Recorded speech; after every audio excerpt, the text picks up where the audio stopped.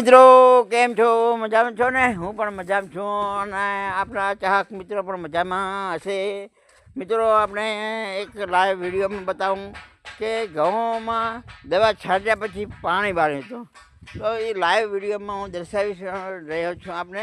તો દેખો મિત્રો, આ ઘઉં વિશે ઘણો પલળ કે અન્ય જે ખડો ને બળી ગયું છે. અને આ ઘઉં કેવા સરસ મજાના છે. દેખો લાઈવમાં મિત્રો, આમાં શું કર્યું હતું? દવા છાંટી હતી. દવા છાંટી અને પાણી વાળ્યું.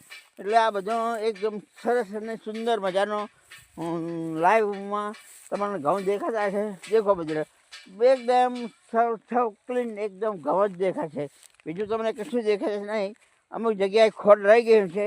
એ ખોડ બળે એમ નથી, કારણ કે ઘણો વધારે પડતો ખોડ ઉગી નીકળ્યો છે. પણ આ જો મિત્રો, બધા ઘઉં લાઈવમાં તમે જુઓ તો કાહણા હવે આવવાની તૈયારી થઈ ગઈ છે. અને આખડ આટલો બળ્યો નથી, એ પણ તમને લાઈવ બતાવો. લો મિત્રો, આખડ આટલો બળ્યો નથી. તો મિત્રો, બીજા તો બધા સરસ ઘઉં છે, મજાના ઘઉં છે, ભરાવદાર છે ઘઉં, અને સરસ મજાનું ઉત્પાદન પણ આપશે. અને આ ઘઉંથી વધારે તો આવક ઇન્કમ મેળવી શકાય. આપણા ઘરને ખાવા પૂરતા થશે, અને વધારે થાય તો વેચી પણ શકાય. પણ વેચવાના નથી, ખાવા પૂરતા થશે એવું મારી માન્યતા છે. મૂલ્ય ચાર મહિના ટોકા કરાવીને ખાવે, એમ મતલબ કહેવાનો.